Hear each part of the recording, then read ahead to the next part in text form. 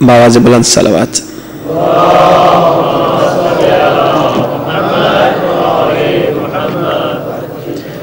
أعوذ بالله من الشيطان الرجيم. بسم الله الرحمن الرحيم. الحمد لله رب العالمين.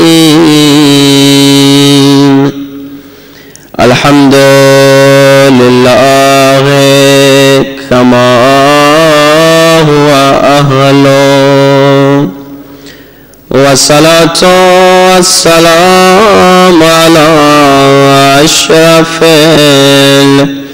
الأنبياء والمرسلين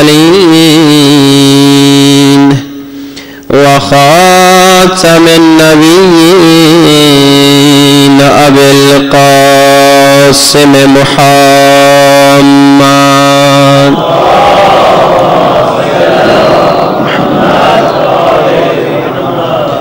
وآله الطيبين الطاهرين المعصومين.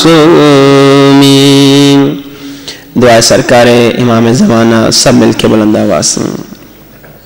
الہی عظم البلاء وبرح الخفاء وانكشف الغطاء وانقطع الرجاء وضاقت الأرض ومنعت السماء وأنت المستعان وإليك المشتكى وعليك المعول في الشدة والرخاء.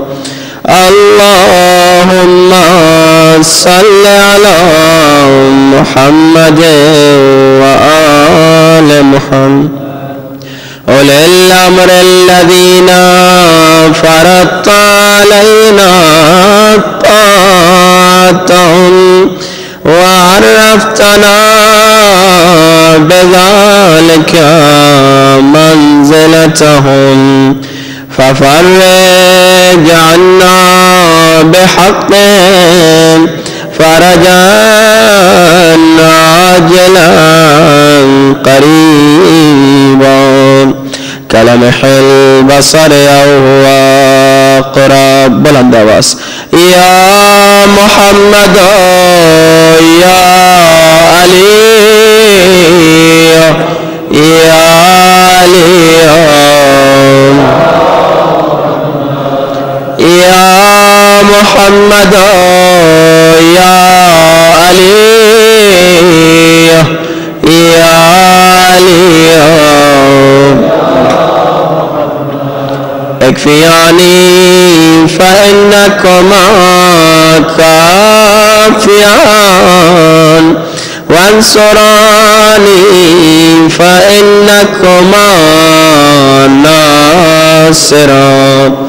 يا مولانا يا صاحب الزمان الغوث الغوث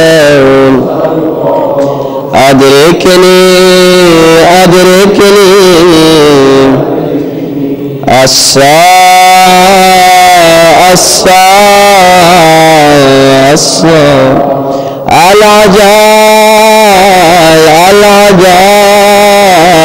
العجال يا أرحم الراحمين بحق محمد وآله الطاهرين. صلوات.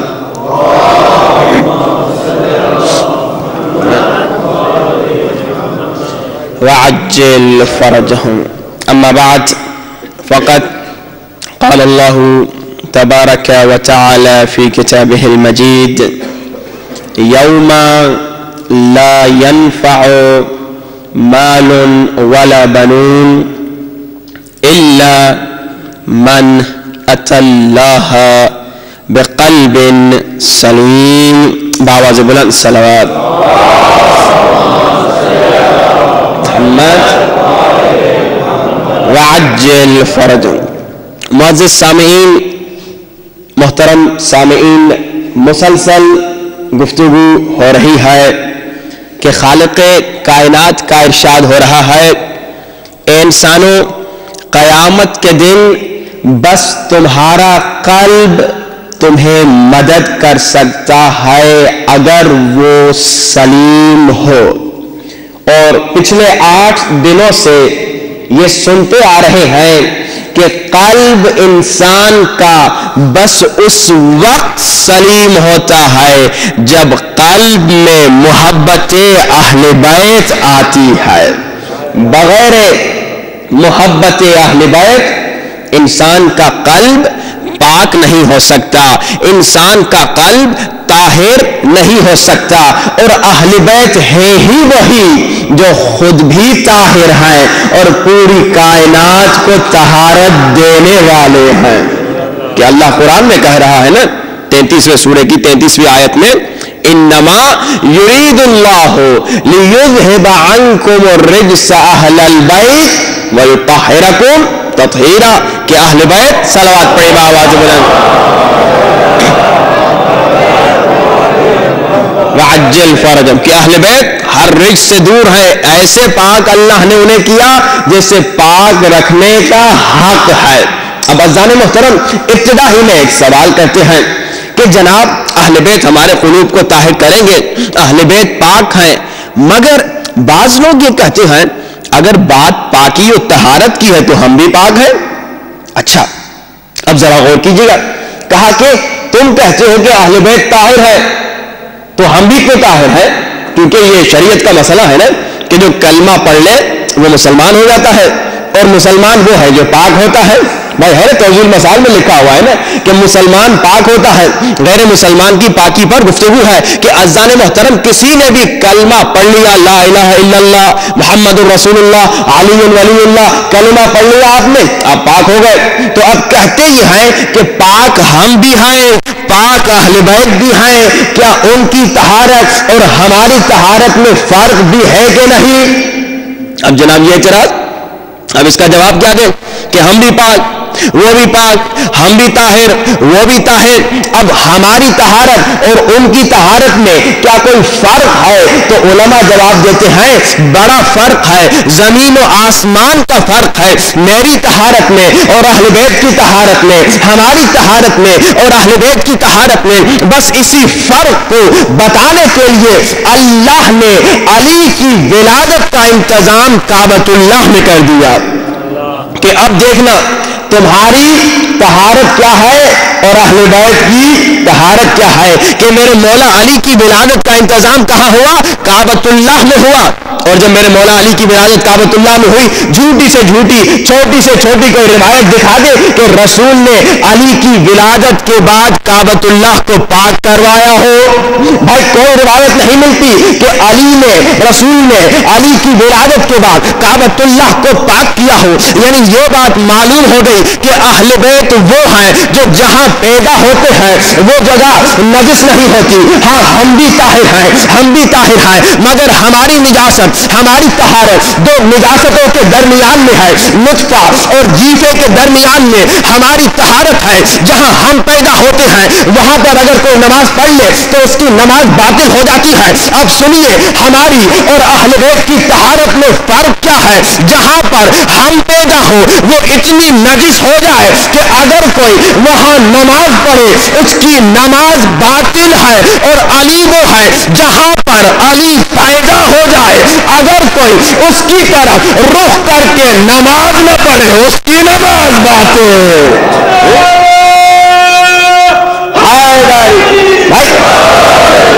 یہ بات ہے کہ طہارت تو ہم بھی طاہر ہیں، کوئی مسئلہ نہیں، کلمہ پڑھ لیا مسلمان، مسلمان طاہر. مگر ہم اور اہل بیت بڑا فرق ہے.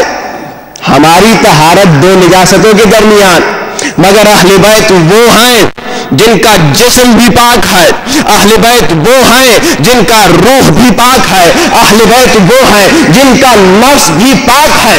اب آپ کہیں گے دلیل سنا، عزیزان محترم، جسم پاک ہے اس کی دلیل یہ ہے کہ کعبے میں وہی پیدا ہوتا ہے جس کا جسم پاک ہے، روح پاک ہے۔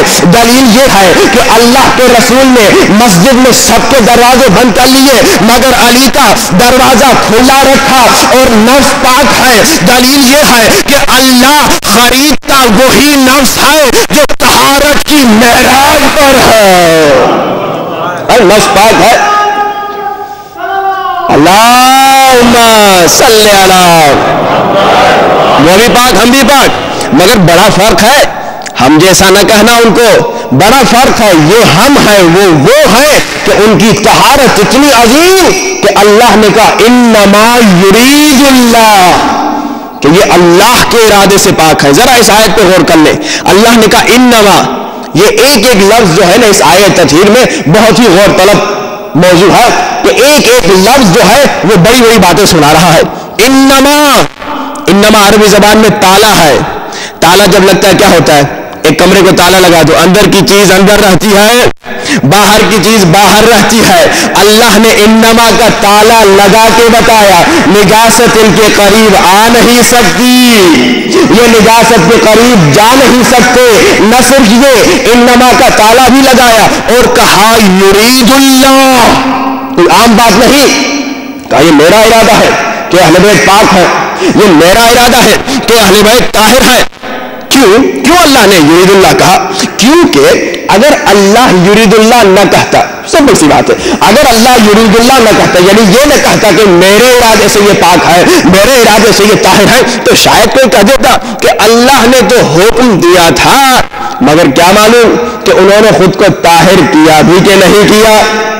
جو اللہ نے جب قرآن اٹھاتے دیکھتے ہیں کہ اللہ نے ابراہیم و اسماعیل کو کہا طہرا بیتی، اے ابراہیم اسماعیل میرے گھر کو کیا کرو؟ پاک کرو، صاف کرو، مگر یہاں طہرو انفسکم نہیں کہا بلکہ کہا انما یرید اللہ، یہ اللہ کا ارادہ ہے کہ اہل بیت پاک ہے۔ گویا اللہ نے، اور اللہ کا ارادہ آپ جانتے ہیں کہ کون کہتا ہے فیکون ہو جاتا ہے، گویا اللہ نے انما یرید اللہ کہہ کے کہا۔ اب اگر کوئی پنجتن کے دعوے کو نہ مانے وہ ان پہ شک نہیں، اللہ کے ارادے کو شک کر رہا۔ صلوات پڑھیے آواز بلند۔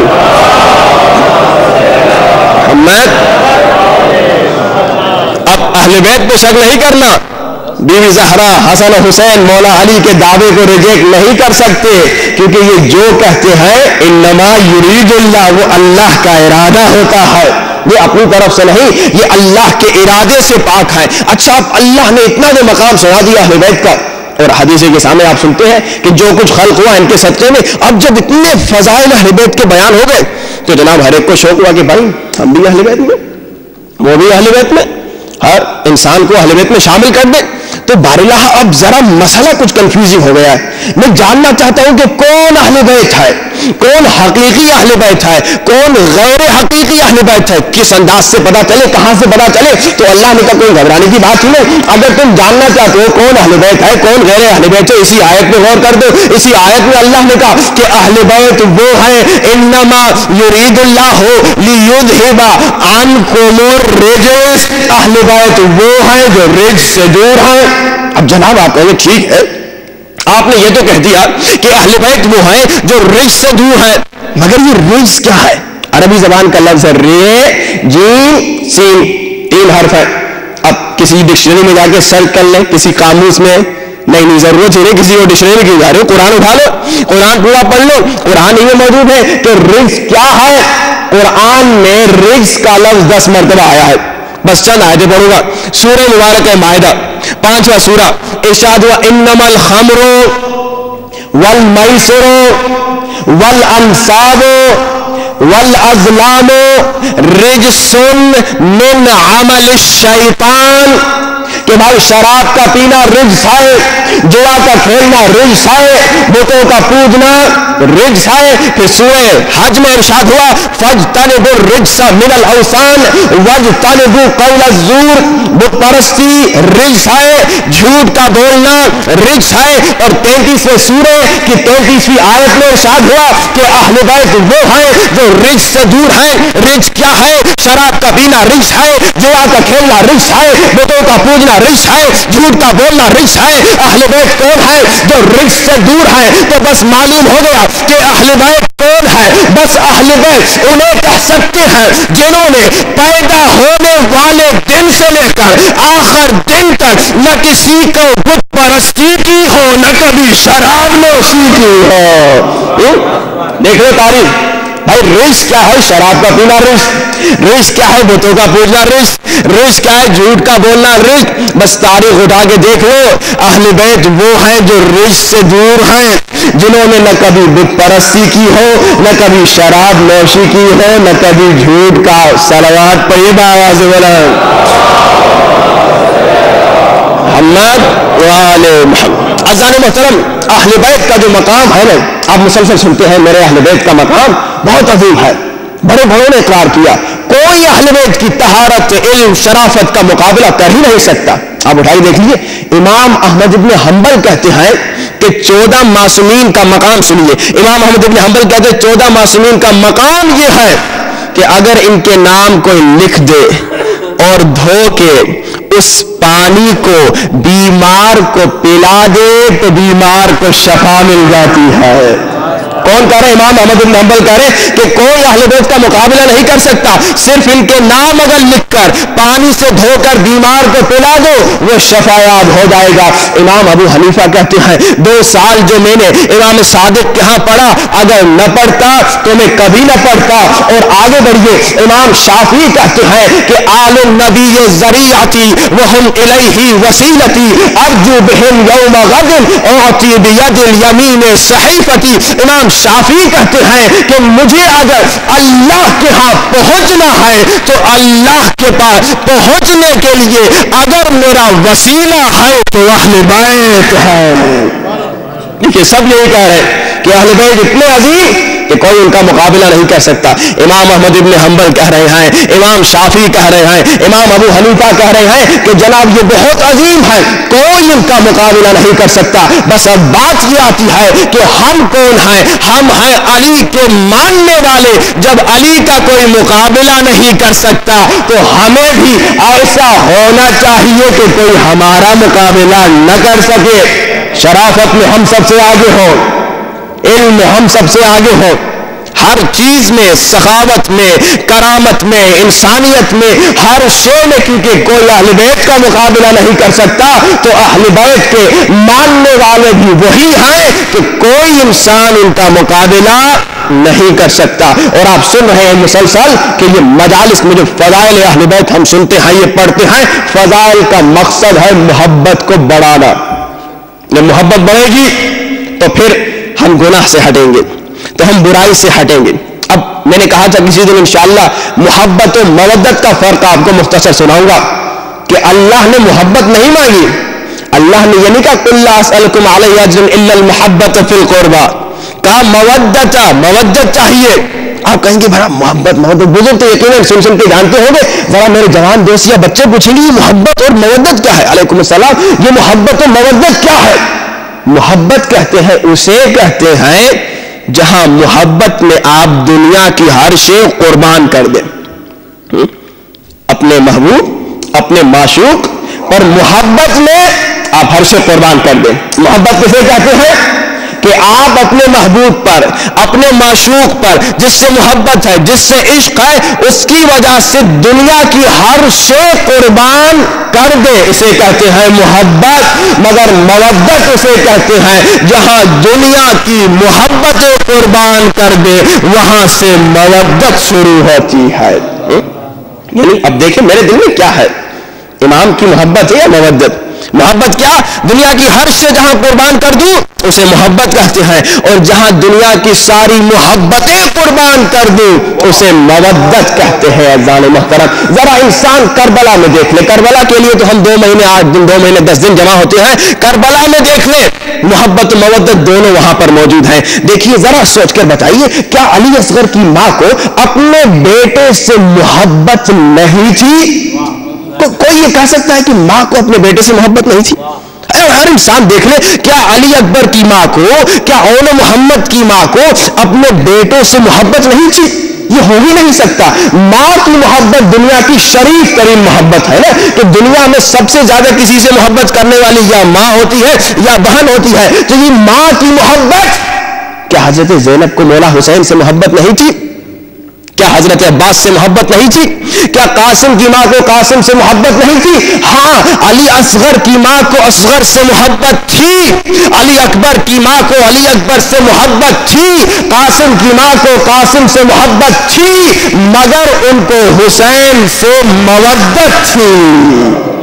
کہاں بیٹے سے تو محبت ہے مگر حسین سے مودت ہے، کیونکہ حسین پنجن میں سے ہے، حسین اہل بیت میں سے ہے، حسین قربا میں سے ہے، اور اللہ نے کہا ان سے مودت کرو۔ بس عزیزان محترم، اب سوال مجھ پر بھی آتا ہے، ہم پر بھی آتا ہے، ہم کہتے ہیں ہم اہل بیت سے محبت کرتے ہیں، محبت تو ایک چھوٹا درجہ ہے، نہیں اللہ کہہ رہا ہے مودت کرو۔ میں نے ایک دن کہا مودت و محبت کیا ہے؟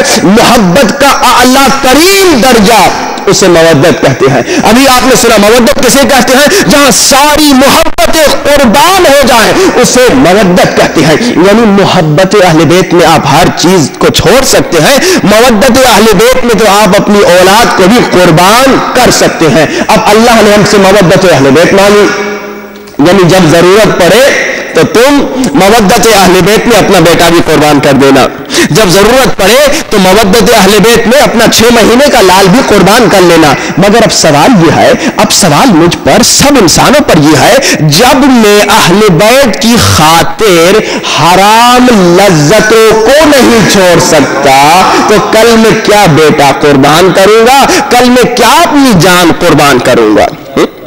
سمپل سی بات ہے۔ آج امتحان ہے، آج امتحان ہے ہم سے۔ امام زمانہ عبد اللہ تعالی فرج شریف محمد و آل محمد کیوں نہیں آ رہے؟ بھائی ہم اتنے محب ہیں، 313 بس آ گئے تو امام آ جائیں گے۔ ایک صاحب نے عراق میں بڑی دعائیں پڑھی اور جناب اس نے امام کی زیارت ہوئی تو یہی کہا، مولا ہم آپ کے محب ہیں، ہم آپ کے چاہنے والے ہیں، ہم آپ کے عاشق ہیں، مولا یہی تو شرط ہے کہ 313 آ جائیں، آپ آ جائیں گے۔ اب وہ شخص خواب میں امام کو کہتا ہے، میرے مولا اسی شہر میں، ہمارے شہر میں نہ جانے 25,000 سے زیادہ یا کتنے ہزاروں ہیں جو آپ کے عاشق ہیں، دعائیں ندبہ میں آتے ہیں اور بڑے آپ کے عاشق ہیں، شہدائی ہیں، آپ پہ گریا کرتے ہیں، آپ کے ظہور کے لیے دعائیں کرتے ہیں، مولا آپ کیوں نہیں آ رہے؟ 313 میں یہ تو 25,000 پتہ نہیں ہزاروں کی تعداد میں ہے، آئیے مولا۔ مولا نے کہا اچھا تم کہہ رہے یہاں پہ 25,000 ہمارے چاہنے والے ہیں اور ہم نے کہا کہ 313 مل جائے تو ہم آ جائیں، چلو ٹھیک ہے اب تمہیں بتاتے ہیں کہ ہمارے عاشق کتنے ہیں۔ امام نے کہا ایک کام کرو، تم سب کو جو بڑے بڑے دعوے دار ہیں کہ ہم امام کے انتظار میں ہیں، ہم امام کے عاشق ہیں، ان سب کو بلاؤ۔ سمجھے اتنا بڑا حال ہے، تصور کیجئے، سب کو بلاؤ، سارا مجمع بھرا، مگر وہ صحن میں بیٹھے ہوئے، اور چھت پہ تم چلے جانا، 2-3 بکرے وہاں پہ رکھنا اور کہنا کہ امام زمانہ وہاں پر موجود ہے، اور ایک ایک کر کے کچھ لوگوں کو بلانا۔ اب کچھ لوگوں نے یہ واقعہ سنا ہوا ہے، چہرہ بتا رہا ہے، اب اس نے یہی کیا کہ جناب جتنے بھی دعوے دار تھے امام کے، عاشق تھے، وہ سارے جمع ہو گئے، ارے امام زمانہ آنے والے، امام زمانہ آئیں گے، امام زمانہ آنے والے، تو سارے آ گئے۔ جناب چھت پہ 2-3 بکرے بھی رکھ لیے۔ تو اب ہوا یہ کہ امام نے کہا ایک کو بلاؤ، ایک کو اوپر بلایا، اس وقت ایک بکرا بھی ذبح کر لیا، خون نیچے بہا۔ لوگ جو بیٹھے تھے کہا امام نے تو اس کا کام ختم کر دیا۔ پھر تھوڑی دیر کے بعد کہا دوسرے کو بلاؤ، دوسرے دعوے دار کو بلایا، دوسرا بکرا ذبح کیا اور خون بہا۔ کہا بھائی اب تو لگتا ہے امام ایک ایک کر کے ہم کو ذبح کریں گے۔ پھر تیسرے کو بلایا، اب جب تیسرے کو بلایا، تیسرا بکرا ذبح کہا، تو اب امام نے کہا نیچے دیکھو کتنے بیٹھے ہیں ہمارے عاشق ہیں جو بڑے دعوے دار تھے۔ جب نیچے دیکھا اس نے صحن میں تو ایک بھی موجود نہیں تھا۔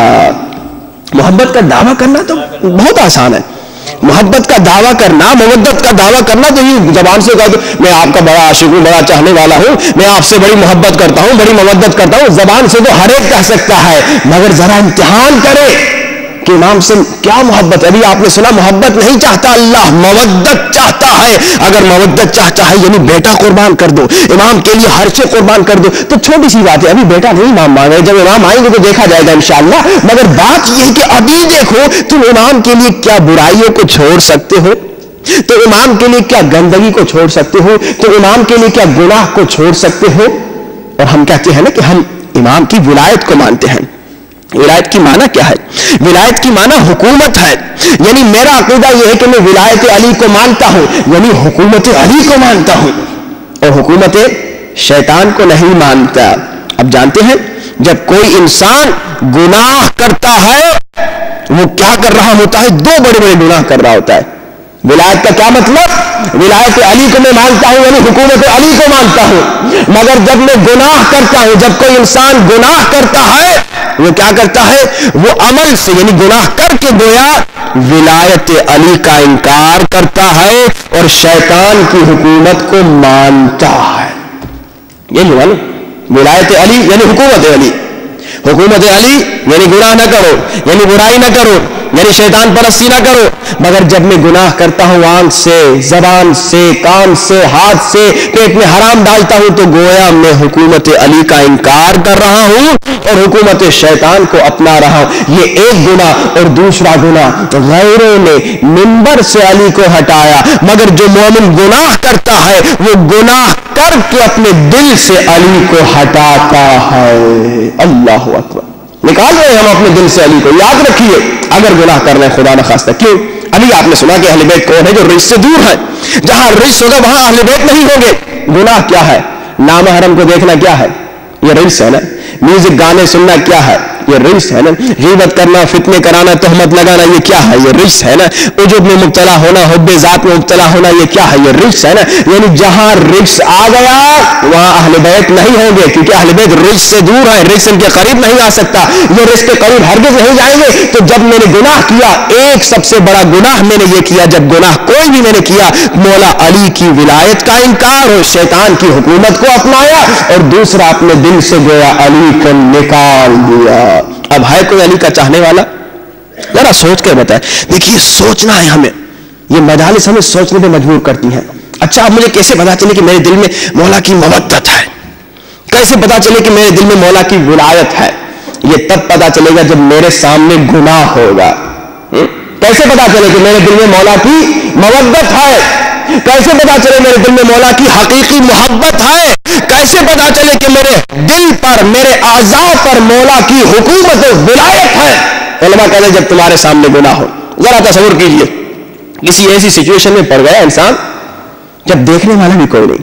کیونکہ اکثر انسان گناہ اس لیے نہیں کرتا، یہ کہتے ہیں فلاں صاحب دیکھ رہے ہیں وہ کیا کہیں گے. یہی ہوتا ہے نا، گناہ اس لیے نہیں کرتا نا، بھائی وہ صاحب دیکھ رہے ہیں گناہ کروں گا کیا کہیں گے. اکثر انسان گناہ سے اس لیے بچ جاتا ہے کہ وہ دیکھ رہا ہے، یہ دیکھ رہا ہے. مگر ذرا تصور کیجئے کوئی دیکھنے والا نہیں ظاہری طور پہ، گرچہ جہاں بھی جا رہے خدا دیکھ رہا ہے، اہل بیت دیکھ رہے. ظاہری طور پہ جب کوئی دیکھنے والا نہیں، بند کمرہ ہے اور سامنے ایک نامحرم ہے، شیطان کہہ رہے گناہ کرو. اب اگر تم نے گناہ کیا یعنی تم نے مولا کی ولایت کا انکار کیا، یعنی تمہارے دل میں مودت مولا علی نہیں ہے، یعنی تمہارے دل میں ابھی محبت مولا علی حقیقی والی نہیں آئی. بند کمرے میں کوئی نہیں دیکھ رہا. شیطان نے کہا چلو انٹرنیٹ پہ جاؤ، یوٹیوب پہ جاؤ، فلاں غلط سائٹ پہ جاؤ.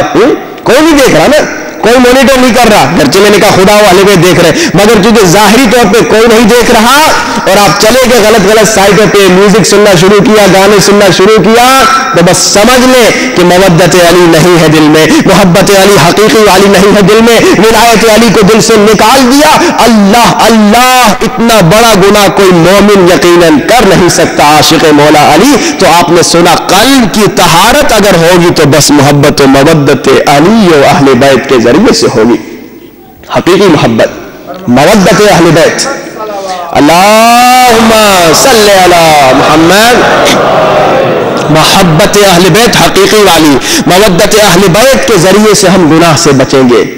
اور ولایت علی اگر صحیح معنوں میں ہم نے، یعنی حکومت علی، ہمارے سارے اعضاء پہ حکومت علی ہو، میرے آنکھ پر حکومت علی ہو، میرے کانوں پر حکومت علی ہو، میرے سارے اعضاء پر حکومت علی ہو.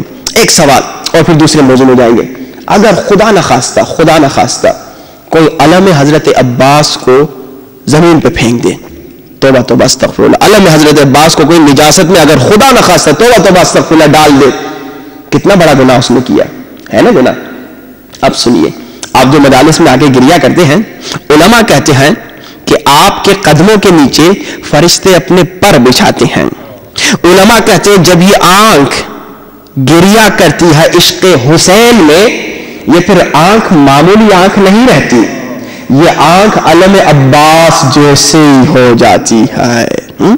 اور جب آپ جا کے اس آنکھ سے، جس آنکھ سے مولا حسین پہ گریا کیا، اس آنکھ سے جب نامحرم کو دیکھتے ہیں، یعنی گویا آپ علم عباس کی اہانت کر رہے ہیں۔ حقیقت ہے، اس آنکھ سے جس سے ہم ہر روز گریا کر رہے ہیں، مولا حسین کے غم میں پورا سال گریا کرتے ہیں، اس آنکھ سے ذرا انسان تصور کرے، اس آنکھ سے کتنی مرتبہ آپ نے مولا حسین کی زری کو دیکھا، اور اسی آنکھ سے میں ایک نامحرم کو دیکھوں، اسی آنکھ سے میں گناہ کروں، اس کان سے کتنی مرتبہ حسین حسین کی آواز سنی، پھر اس کان سے میں گناہ سنوں، اس زبان سے کتنی مرتبہ میں نے یا حسین یا حسین یا حسین کہا، پھر اسی زبان سے گناہ کروں۔ ذرا انسان سوچ لے تو ہرگز گناہ نہیں کرے گا، مگر کب سوچنے پہ مجبور ہوگا؟ جب محبت حقیقی والی آ جائے۔ تو آپ نے سنا محبت مولا حقیقی آئے گی تو گناہ سے بچیں گے، اور کل ہمارا سالم ہوگا، کل سالم ہوگا تو قیامت میں خوش ہوں گے، آباد ہوں گے۔ دوسری چیز کیا ہے؟ دوسری چیز مضبوط عقیدہ۔ مضبوط عقیدہ ہوگا تو پھر آپ کا قلب طاہر ہوگا، اور آپ مسلسل سن رہے ہیں کہ عقیدہ جو بھی ہے اس پہ ہمارے پاس دلیل ہونی چاہیے۔ جناب مسلسل گفتگو ہو رہی ہے کہ جناب ضرورت انبیاء تو سمجھ میں آ گئی، مگر اب نبی کیسا ہو؟ تو کل آپ نے سنا نبی ایسا ہوتا ہے، نبی ایسا ہونا چاہیے جو نہ خطا کرے نہ گناہ کرے، کیونکہ اگر نبی خطا کر لے تو وہی ہمیں یا دینے میں غلطی کرے گا یا لینے میں غلطی کرے گا، اور جب وہی غلط ملے گی تو وہ کمپلیٹ 100% صحیح علم جو ہے وہ ہم تک صحیح نہیں پہنچے گا۔ جب وہ علم نہیں پہنچے گا صحیح طرح سے تو ہم دو راستوں میں سے ایک راستہ انتخاب نہیں کر سکیں گے۔ جب انتخاب نہیں کر سکیں گے تو کیا ہوگا؟ ضرورت نبی ہی ختم ہوگی۔ ضرورت نبی اس لیے تھی نا کہ ہمارا علم کامل نہیں، عقل تو ہے، علم کامل نہیں۔ اب علم کامل وحی الہی ہے، وہ نبی دے گا۔ جب نبی خطا کر سکتا ہے تو وہی کے لے دینے میں خطا، تو ہمارے پاس ضرورت انبیاء کی بات ہی ختم ہوگی۔ اب نبی گناہ کر سکتا ہے، یعنی کل آپ نے سنا نبی گناہ نہیں کرتا، آپ بھی بہت سارے عمل آپ نے سنا نہیں کرتے، زہر آپ ہرگز نہیں کھائیں گے کیونکہ آپ کے پاس علم ہے۔ نبی بھی گناہ اس لیے نہیں کرتا کیونکہ نبی کے پاس علم ہے۔ اچھا جناب ایک بات آپ اور سن لیجئے، کہتے ہیں کہ دیکھیے نبی کی زندگی میں دو باتیں ہیں، ایک ہے فعل رسول، ایک ہے قول رسول۔ اب ہم جانتے ہیں کہ نبی اللہ کا نمائندہ ہے، اور ہر انسان نبی کو دیکھ کے سیکھتا ہے، اور نبی اللہ کی نمائندگی دو چیزوں میں کر رہا ہے، ایک قول سے اور ایک فعل سے۔ یعنی لوگ نبی کے قول کو دیکھ کر بھی سیکھتے ہیں، نبی کے فعل کو دیکھ کر بھی سیکھتے ہیں، لیکن بعض لوگ کہتے ہیں کہ نبی گناہ کر سکتا ہے۔ اب اگر نبی گناہ کر سکتا ہے یعنی نبی کے عمل میں کوئی غلط بات آ گئی۔ اب اگر نبی گناہ کر سکتا ہے، نعوذ باللہ، اگر کوئی یہ بات مان لے کہ نبی گناہ کرتا ہے تو ساری امت کیا ہے؟ نبی کی پیروکار۔ تو ساری امت یہ سمجھے گی کہ یہ اللہ کا نبی ہے، اگر یہ عمل کر رہا ہے تو گناہ ہی نہیں ہے یہ عمل۔ ساری امت یہ سمجھے گی کہ بھائی یہ تو اللہ کا نبی ہے نا، یہ عمل جو گناہ ہے یہ اگر کر رہا ہے اللہ کا نبی، یعنی اللہ اس بات پر راضی ہے، تو ساری امت گناہ کرے گی، اور جب امت گناہ کرے گی تو امت کمال تک نہیں پہنچے گی، جو مقصد خلقت ہے کمال تک پہنچو، تو پھر اگین ضرورت نبی چلی جائے گی۔ تو نبی کی پیروی کا اللہ نے حکم دیا کہ نبی کی پیروی کرو۔ اگر نبی گناہ کرے یا کر سکتا ہے اور گناہ کر رہا ہے تو پھر ہر انسان گناہ کرے گا، تو مقصد نبوت اور مقصد خلقت ہی ختم ہو گیا۔ اچھا بعض لوگ کہتے ہیں کہ نہیں، بات یہ ہے کہ نبی کی زندگی میں دو باتیں ہیں، ایک جیسے فعل رسول ہے، قول رسول۔ قول رسول جو وہی رسول نے سنی ہم تک پہنچائے، اس میں رسول گناہ یا غلطی نہیں کرتے، مگر فعل رسول میں گناہ ہو گیا تو ہو گیا، وہ رسول کر سکتا ہے۔ اب جناب دیکھیے سمپل سی بات، میں آپ کے سامنے بیٹھا ہوں اور میں کہہ رہا ہوں بھائی داڑھی رکھو، داڑھی رکھو، اور میں خود بالکل کلین شیو کر کے بیٹھوں، تو آپ کہیں گے نا کہ بھائی یہ مولوی بے عمل، خود پہلے داڑھی رکھو پھر ہم کو آگے تبلیغ کا حکم دو۔ یعنی انسان وہ ہے جو بے عمل مولوی کو سننا نہیں چاہتا، تو اللہ بے عمل نبی دنیا میں کیسے بھیجے گا کہ کہے کچھ اور کرے کچھ؟ یعنی فعل و عمل میں اگر تضاد آ گیا تو تو بات بنتی نہیں, کوئی انسان نہیں مانتا, عقل یہ تسلیم نہیں کرتا کہ یہ کیسے ہو سکتا ہے کہ نبی کا فعل الگ ہو قول الگ ہو, کہ نعوذ باللہ فعل میں گناہ کر سکتے قول میں گناہ نہیں کر سکتے, کیونکہ قول وحی الہی ہے, اس میں گناہ و خطا نہیں, مگر ہاں فعل میں گناہ کر سکتے ہیں کہ بھائی ہاں نبی کا قول بالکل الگ ہے. لیکن اللہ قرآن میں کہہ رہا ہے کہ رسول کی پوری زندگی تمہارے لیے اسوہ حسنہ ہے, یعنی قول رسول سنو اس پر بھی عمل کرو, فعل رسول دیکھو اس پر بھی عمل کرو. تو جب کا پوری زندگی اس میں حسنہ ہے, پوری زندگی کی پیروی کرو تو پوری زندگی صحیح ہوگی, بے نقص ہوگی, بے عیب ہوگی. تبھی تو اللہ نے یہ حکم دیا کہ پوری زندگی رسول, یعنی پوری زندگی میں کوئی خطا نہیں, کوئی گناہ نہیں. اب لوگ کہتے ہیں چلو ٹھیک ہے, آپ نے جو یہ بات کہی کہ نبی بے عیب ہے, بے خطا ہے, معصوم ہے, نہ قول میں خطا ہے, نہ گناہ ہے, نہ فعل میں خطا ہے, نہ گناہ ہے, تو یہ قرآن میں آیتیں کیا ہیں؟ کہتے ہیں قرآن میں, کل میں نے کہا تھا کہ آج اور کل انشاءاللہ اس پر گفتگو کہ قرآن میں اللہ نے حضرت آدم کا جو واقعہ ہے, حضرت آدم کو جنت سے نکال دیا. اگر نبی معصوم ہوتا تو گناہ نہ کرتا, اور کیونکہ اب یہ اعتراض سنا رہا ہوں, میرا عقیدہ نہیں ہے, کیونکہ حضرت آدم نے گناہ کیا, اللہ نے جنت سے نکال دیا. اللہ نے کہا تھا نہیں کھانا, حضرت آدم نے کھا لیا, تو جناب اب کیونکہ کھا لیا اور گناہ کیا تو جنت سے نکل گئے. تو عزیزان محترم علماء جواب بھی دیتے ہیں کہ ذرا سوچو, قرآن کو وارثان قرآن سے لو اور دیکھو وارثان قرآن سمجھائیں گے کہ حقیقت کیا ہے. ہاں ظاہری طور پہ قرآن خود کہہ رہا ہے کہ ظاہری دو آیتیں پڑھ لو گے تو تم گمراہ ہو سکتے ہو. قرآن کو خود کہہ رہا ہے وَيُضِلُّ بِهِ كَثِيرًا, اس قرآن سے بہت لوگ گمراہ ہو سکتے ہیں. کون گمراہ ہوتے ہیں؟ جو وارث سے قرآن نہیں لیتے. جیسے آپ بیمار ہو گئے, میڈیکل اسٹور میں آپ چلے گئے, ڈاکٹر کوئی نہیں, آپ نے کہا کوئی بھی دوائی اٹھاؤں گا میں ٹھیک ہو جاؤں گا, کھا لوں گا. نہیں, الٹا آپ کوئی بھی اگر دوائی اٹھا کے کھا لیں تو آپ شاید اس بیماری سے ٹھیک نہ ہو, 10 اور بیماریاں اب لگ جائیں. کیونکہ سر میں درد تھا, جائے کڈنی کی دوائی لے کے آگے, کیونکہ آپ تو ایکسپرٹ نہیں, آپ تو ڈاکٹر نہیں, آپ کو معلوم نہیں. تو ایک چھوٹا سا میڈیکل اسٹور ہے, اس میں اگر آپ بغیر علم کے جا کے کوئی چیز اٹھا لیں, اگر ڈاکٹر سے معلوم کیے بغیر آپ کوئی دوائی اٹھا کے اپنا علاج کرنا شروع کر دیں, شاید الٹا آپ اور بیمار ہو جائیں. اسی طرح قرآن کے بھی وارث ہیں. جب بغیر وارثان قرآن کو سمجھنا چاہو گے تمہیں ہدایت کیسے ملے گی؟ تو گمراہ ہو سکتا ہے. تو بس عزیزان محترم کہا کہ یہ حضرت آدم نے گناہ کیا, اللہ نے جنت سے نکال دیا. تو علماء جو اہل بیت سے سیکھتے ہیں کہتے ہیں کہ اللہ نے شروع میں ہی کہا انی جاعلون, میں آدم بنا رہا ہوں زمین کے لیے. پہلے کہ اللہ نے کہا نا سورہ بقرہ میں کہ بھائی میں ابھی آدم خلق نہیں ہوا تھا, نہ آدم نے کچھ کھایا تھا, نہ ان کے بقول کوئی گناہ بھی نہیں کیا, ابھی آدم بنا ہی نہیں. اللہ کرے انی جاعل فی الارض خلیفہ, بھائی میں زمین کے لیے بنا رہا ہوں. تو جو زمین کے لیے تھا اسے زمین میں ہی تو آنا تھا. تو یہ کیا کہہ دیا کہ آپ نے, اللہ نے آدم کو جنت سے نکالا. اچھا آپ ٹھیک ہے, اب انشاءاللہ اس پہ کل گفتگو ہوگی کہ وہ آدم نے جو کیا وہ کیا تھا, اس کو کیا کہتے ہیں. اب عزیزان محترم دیکھیے, ذرا سا سوچ لیں کہ حضرت آدم کو اللہ نے جنت سے نکالا یا نہیں نکالا. پہلی بات تو اللہ نے آدم کو بنایا ہی زمین کے لیے تھا, ٹھیک ہے نا, یہ جاعل فی الارض خلیفہ. اور دوسری بات, جب شیطان نے اللہ کی مخالفت کی اور آدم کو سجدہ نہیں کیا تو شیطان ابلیس بنا. اللہ نے کہا اخرج, عربی جاننے والے, نکل جا, جسم کے نکل جا. اللہ نے آدم کو نہیں کہا نکل جا, اللہ نے کہا اہبتو اہبتو, فقلنا اہبتو, نہیں کہا فقلنا اخرجو. اللہ نے شیطان کو کہا نکل جا, مگر آدم کو کہا اہبتو, اتر جائیے, کیونکہ ہم نے آپ کو پہلے بنایا زمین کے لیے تھا, اب زمین کی طرف اتر جائیے. اچھا اب اگر خدا نہ خواستہ یہ بات نعوذ باللہ مان لے کہ آدم نے گناہ کیا تو شیطان نے بھی گناہ کیا, تو اللہ تو اسے نہیں کہے گا نا کہ بھائی شیطان کو چاہے اخرج کہہ دوں, آدم کو احبط کہہ دوں. اگر آدم اللہ کی نظر میں گنہگار ہوتا تو اللہ آدم کو بھی اخرج کہتا, کیونکہ شیطان بھی اللہ کی مخلوق تھی اور آدم بھی اللہ کا مخلوق.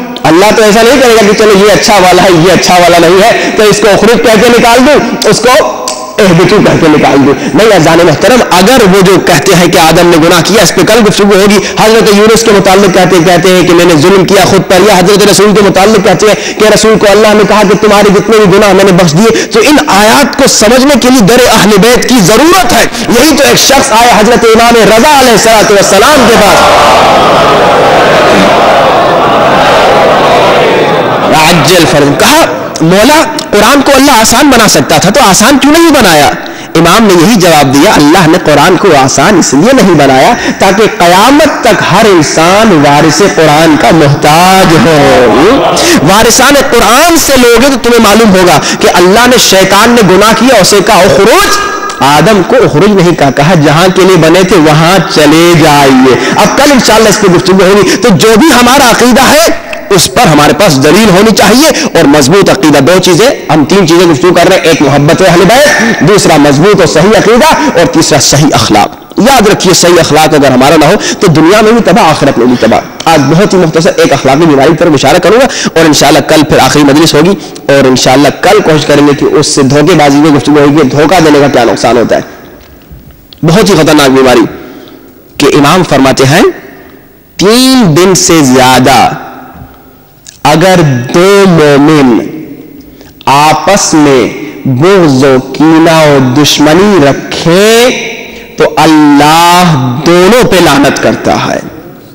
اچھا، یہ حب ذات سے ریلیٹڈ ہے کہ حب ذات کی وجہ سے کہتے ہیں کہ بھائی اس نے میری توہین کی، اس نے مجھے برا بلا کہا، اس نے مجھے گالی دی، اس نے مجھے نقصان پہنچایا، اس نے مجھے حب ذات سے ریلیٹڈ بغض ہو گیا، کسی مومن سے دشمنی ہو گئی۔ کل آپ نے سنا کہ محبت اہل بیت کی شرط یہ ہے کہ جیسے اہل بیت سے محبت واجب ویسے اہل بیت کے چاہنے والوں سے بھی محبت واجب، جیسے علی سے محبت واجب ویسے محب علی سے بھی محبت واجب۔ اپنی ذاتیات کی وجہ سے اگر کوئی کسی سے دشمنی و بغض کرے یہ ایک اخلاقی بیماری ہے۔ اچھا، اب آپ بھی ذرا سوچیں گے شاید کہ یہ جملہ عجیب کہا گیا محمد رضا کاظمی، یہ میرا جملہ نہیں، امام کا جملہ ہے کہ اگر 3 دن گزر جائیں اور 2 مومن یا 2 مومنات کسی بھی وجہ سے جھگڑا ہو گیا، کوئی بھی وجہ تھی، اس جھگڑے کی وجہ سے 3 دن سے زیادہ یہ مومنین یا یہ مومنات آپس میں بات نہ کرے، اللہ دونوں پہ لعنت کرے گا۔ آپ کہیں گے ان میں سے ایک مجرم ہوگا، ایک مظلوم ہوگا، ایک ظالم ہوگا۔ میں مومن کی بات کر رہا ہوں، ظالم و مظلوم سے کوئی اور ظالم نہ سوچیے، مومن کی بات کر رہا ہوں۔ ان میں سے ایک نے برا کیا ہوگا، ایک بیچارے پہ برا ہوا ہوگا، بھائی کسی نے کسی کو گالی دی ہوگی، کسی نے گالی کھائی ہوگی، تو تینوں پہ دونوں پہ کیوں لعنت؟ دونوں پہ کسی نے لعنت تو اس پہ ہونی چاہیے جس نے ظلم کیا۔ تو امام سے شخص نے پوچھا مولا یہ بات سمجھ میں نہیں آ رہی، لعنت تو اس پہ ہونی چاہیے جس کمبخت نے برا کیا، جس نے ظلم کیا، مگر وہ بیچارہ جس پر ظلم ہوا، جس پر برائی ہوئی، اس پر کیوں لعنت؟ امام فرماتے ہیں ہاں اس پر جس نے ظلم کیا ظلم کی وجہ سے لعنت ہوگی، مگر وہ انسان جس پر ظلم ہوا اس پر تکبر کی وجہ سے لعنت ہوگی۔ کیا مطلب تکبر؟ کہا وہ انسان ایک تو ظالم ہے، کم وقت ہے، اس نے ظلم کیا، گالی دی، برا کیا، نقصان دیا، بزنس میں جو بھی کیا، بیٹی کی طلاق کروا دی، جو بھی مادی نقصان آپ دیکھیے، اس نے تو نقصان کیا، اس نے تو ظلم کیا، اس نے تو برا کیا، اس پر لعنت برائی کی وجہ سے۔ مگر دوسرا جو بیچارہ مظلوم واقع ہوا اس پر لعنت تکبر کی وجہ سے۔ اس نے کیا تکبر کیا؟ مولا فرماتے ہیں اس پر لعنت تکبر کی وجہ سے اس لیے کہ وہ کہتا ہے کہ میں معافی مانگنے کیوں جاؤں، ہے نا بھائی، بدتمیزی اس نے کی اور میں جا کے کہوں قبلہ معاف کیجیے، یہ ہے تکبر۔ کہ شیطان کہتے ہیں میں انا خیر منہ، میں آدم سے بس یہ میں جدھر آ گیا وہاں انسان تباہ و برباد ہو جائے گا۔ تو امام کہہ رہے ہیں کہ میں کی وجہ سے یہی ہوتا ہے، میں کسی نے میرے ساتھ بدتمیزی کی اور جناب ہمارا رابطہ ٹوٹ گیا۔ کئی رشتہ داروں میں ایسے ہوتا ہے کہ بھائی آپس میں نہیں ملتے، کئی دفعہ بچوں نے آ کے ہمیں کہا کہ بھائی ہمارے ماں باپ نئی بات کر رہے ہیں، ہمیں ملنے نہیں دیتے، اب ہم کیا کریں؟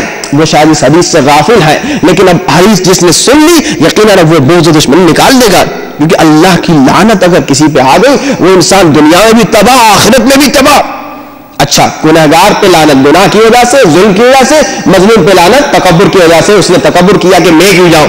اب امام فرماتے ہیں وہ انسان جو بیچارہ مظلوم تھا، جس پہ ظلم ہوا تھا، جس پہ برائی ہوئی تھی، جس کے ساتھ برا کیا گیا تھا، اگر وہ تکبر کو چھوڑ دے، اور اپنے نفس پر قدم رکھے، شیطان کو چھوڑ کے قدم بڑھائے اور اس کے در پہ جائے، جس نے برا کیا، جس نے ظلم کیا، جس نے اس کے ساتھ اچھا نہیں کیا، یہ مظلوم اگر اٹھتا ہے اور اس سے معافی مانگنے جاتا ہے تو اس کے ہر قدم کے اٹھانے پہ اللہ اسے 70 نیکیاں دیتا ہے۔ اب دیکھیے، اب اگر کسی نے کسی سے برا کیا ہے اور وہ معافی مانگنے نہیں آ رہا تو جو مظلوم بیچارہ ہے وہ اٹھے، ابھی فون کر لے، گھر جا کے فون کر لے یا کل جا کے مل لے، کہ دیکھیے کتنا آسان ہے جنت میں جانا۔ آپ مظلوم ہیں، آپ پہ ظلم کیا، آپ کے ساتھ برائی کی، شیطان نے پہلے کہا تکبر کی وجہ سے میں معافی کیوں مانگوں، مگر آپ نے حدیث امام سنی، آپ نے تکبر پہ پاؤں رکھا، اپنے نفس پہ پاؤں رکھا، اب آپ بڑھ رہے ہیں اس سے معافی مانگنے کہ قبلہ چلیے اگر میری غلطی آپ معاف کر دیں، اگر آپ کی غلطی میں معاف کرتا ہوں، گرچہ جانتا ہے غلطی اس کی ہے میری نہیں ہے، مگر پھر بھی معافی مانگنے جا رہا ہے۔ ہر قدم جو اٹھاتا ہے اس کے ہر قدم اٹھانے پہ 70 نیکیاں اللہ لکھتا ہے، اور اللہ نہ صرف یہ، اور سنیے، 70 نیکیاں لکھتا ہے اور اللہ اس کے 70 گناہ معاف کرتا ہے۔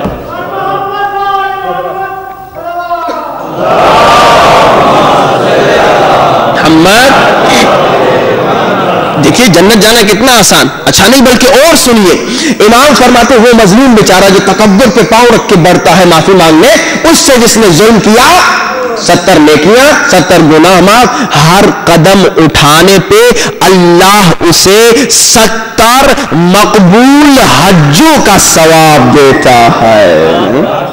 یہ کم بات نہیں، 70 مقبول حج نہیں بلکہ اور سنیے، امام فرماتے جب یہ مظلوم بیچارہ جس پہ ظلم ہوا، جس پر برائی ہوئی، اب اس نے تکبر پہ پتھر رکھ کے پاؤں رکھ کے آگے بڑھا اور معافی مانگنے گیا، اور اس نے اس کو سینے سے لگایا جس نے اس پہ ظلم کیا، جس نے اس کے ساتھ برائی کی، اسے سینے سے لگا کے کہا اگر میری غلطی تو معاف کرنا، اگر تیری غلطی میں تمہیں معاف کروں گا، اللہ ہم دونوں کو معاف کرے۔ اب جب وہ سینے سے لگاتا ہے اس کو جس نے اس پر ظلم کیا، امام فرماتے ہیں کہ اللہ اس وقت کہتا ہے فرشتوں لکھ دو کہ میں نے اسے شہید کا مقام دیا۔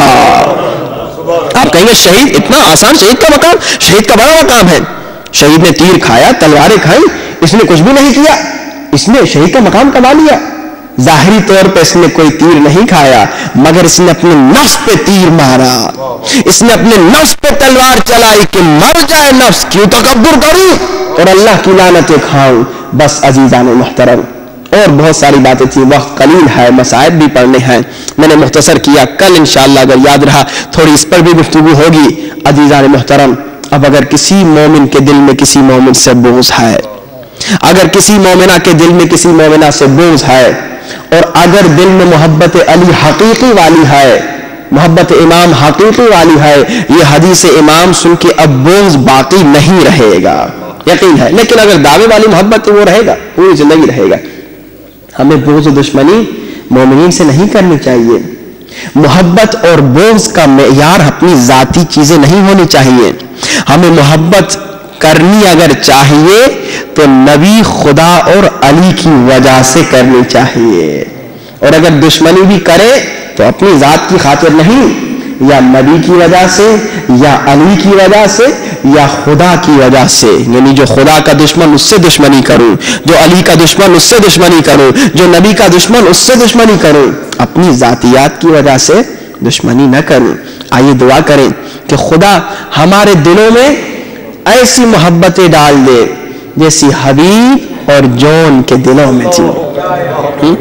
ہمارے دلوں میں خدا ایسی محبتیں ڈال دے جیسی مولا حسین کے اصحاب کے دلوں میں تھی، ایسی محبت جو سلمان و ابو ذر کے دلوں میں تھی، ایسی محبت جو مالک و عمار کے دل میں تھی۔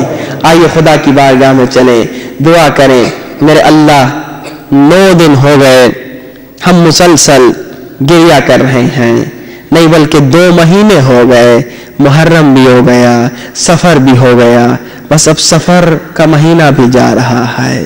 تیرا شکریہ میرے اللہ کہ تو نے ہمیں یہ ایام عزا عطا کیے، ان ایام عزا میں ہمیں رونے کی توفیق عطا کی۔ اب ہماری دعا یہ ہے، التجا یہ ہے کہ میرے اللہ اگر تو مصلحت جانتا ہے تو آئندہ سال بھی ہمیں غم حسین میں رونے کی توفیق دینا. آئندہ سال بھی ہمیں بیوی کو پرسہ دینے کی توفیق دینا. لیکن کہیں ایسا نہ ہو پورا سال میں اپنے گناہوں کی وجہ سے اہل بیت کو تڑپاتا رہوں. کہیں ایسا نہ ہو اپنے گناہوں کی وجہ سے بی بی زینب کا دل تڑپاتا رہوں.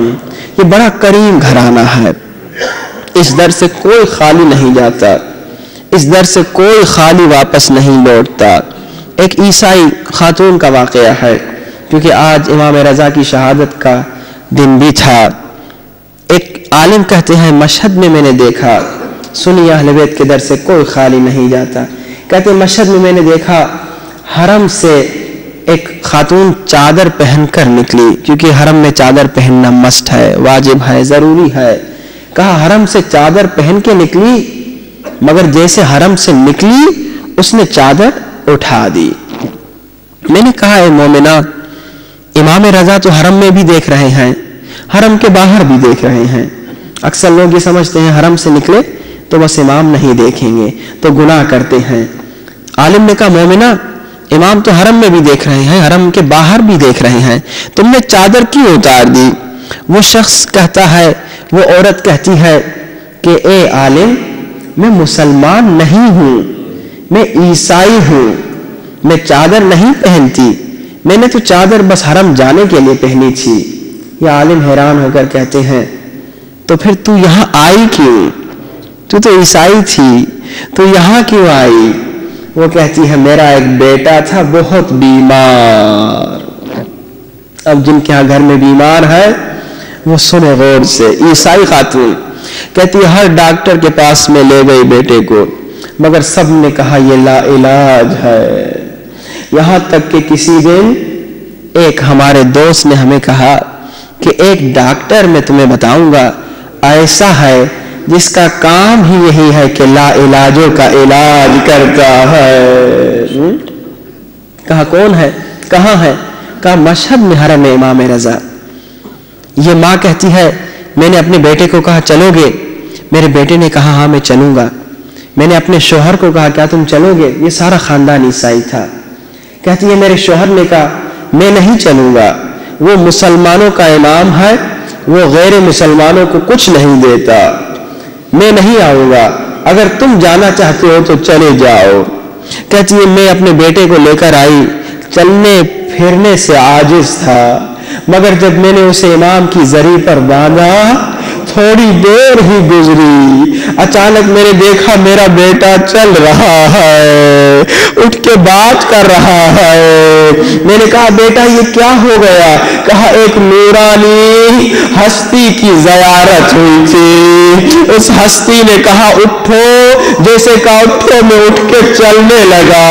اس نے کہا تو ٹھیک ہو گیا, مگر اماں اس ہستی نے کہا جا کے اپنے بابا کو کہنا ہم صرف مسلمانوں کو نہیں دیتے, جو ہم سے مانگنے آتا ہے ہم اسے خالی نہیں لوٹاتے. تصور کیجیے, آپ تو امام کے چاہنے والے ہیں, امام کا پیغام ہے کہ ہم صرف اپنوں کو نہیں دیتے, جو ہم سے مانگتا ہے ہم اسے عطا کرتے ہیں. آئیے آج امام رضا سے کہیں میرے مولا آج ہم فقیر ہیں, آج ہم مسکین ہیں, آج ہم گنہگار ہیں, مولا آج ہم سب کو خیرات عطا کر دے. اللہم صلی علی محمد و آل محمد. بلند آواز اللہم صلی علی,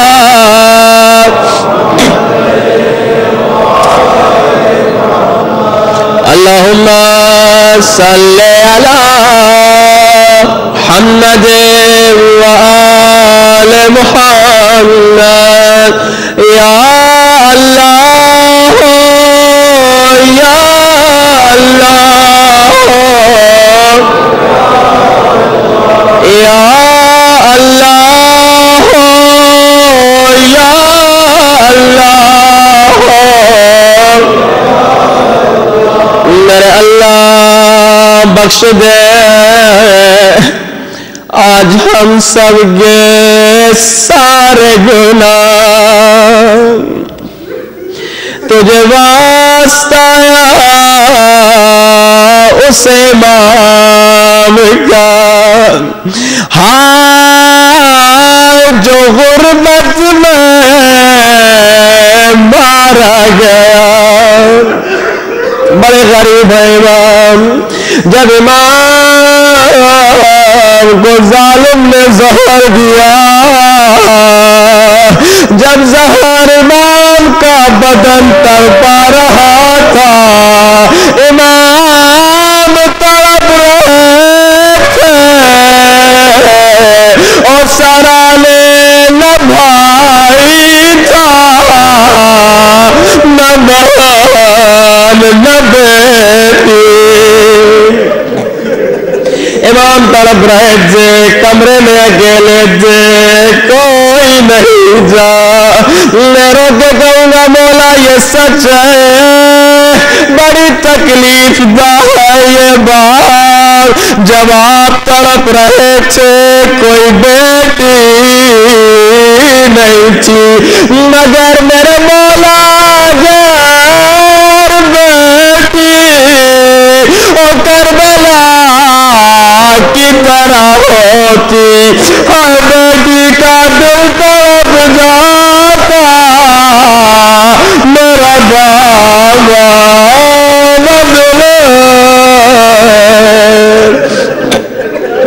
مولا یہ سچ ہے بیٹی نہیں تھی مگر مولا آپ خود جانتے کربلا میں بیٹی تو تھی مگر بیٹی بیچاری کیا کرتی بی بی سکینہ کہتی ہے بھائی سجاد شمع کو کہہ دے کیا اتنے سارے قیدی تمہارے لیے کافی نہیں ہے ذرا مجھ سکینہ کو یہاں پہ چھوڑ کے چلا جا مولا سجاد پوچھتے ہیں سکینہ ذرا بچا تو یہاں پہ کیا کرے گی سکینہ رو کے کہتی ہے میرا بابا پیاسا مر گیا میں چلو میں پانی مر گئے او بابا پہ بھیجے بابا آئے پانی پی لو بابا سکینہ اور کیا کرو گی بی بی سکینہ کہتی ہے میرے بابا کو کفن نہیں ملا ہائے میں درخت کے پتے توڑوں گی بابا کے لیے کفن بناؤں گی اور اگر کفن نہ مل سکا جیسے ابو ذر کی بیٹی راستے پہ کھڑی ہو گئی اور رو کے کہنے لگی لوگوں ابو ذر رسول کا صحابی مارا گیا کفن کی ضرورت ہے بی بی سکینہ کہتی ہے میں بھی راستے میں کھڑی ہو جاؤں گی رو کے کہوں گی لوگوں نبی کا نواسا اور زہرا کا لال مارا گیا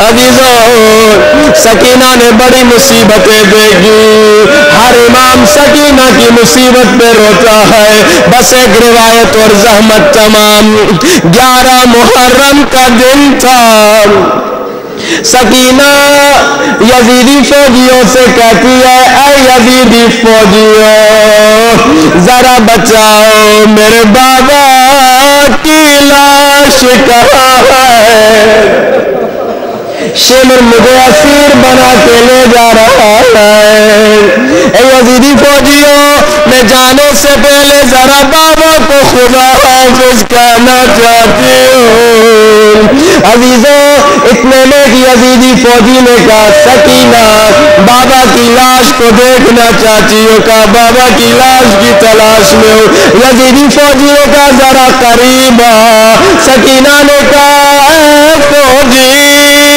میں تیرے لیے دعا کروں گی تیرا شکریہ میں رسول کو کہوں گی تیری شفاعت کرے تیرا شکریہ بتا میرا بابا کہاں ہے سکینہ سمجھی بابا کی لاش دیکھوں گی او بابا کی لاش کو سینے سے لگا کے خدا حافظ کروں گی یزیدی فوجی نے کہا سکینہ اور قریب آ میرے گھوڑے کے قریب آ سکینہ نے سمجھا بابا کی لاش کا پتہ دینا چاہ رہا ہے ہائے جب سکینہ ظالم کے گھوڑے کے قریب پہنچی اور ظالم نے اس زور سے اور سکینہ کو تلوچا مارا سکینہ زمین پہ گری مظلوم سنو سکینہ کتنی صابرہ ہے سکینہ زمین پہ گرتی ہے پھر اٹھتی ہے اور رو کے کہتی ہے اور ظالم بتا میرا جرم کیا ہے کیا بابا کی لاش کا پوچھنا جرم مظلوم حسین ماتم حسین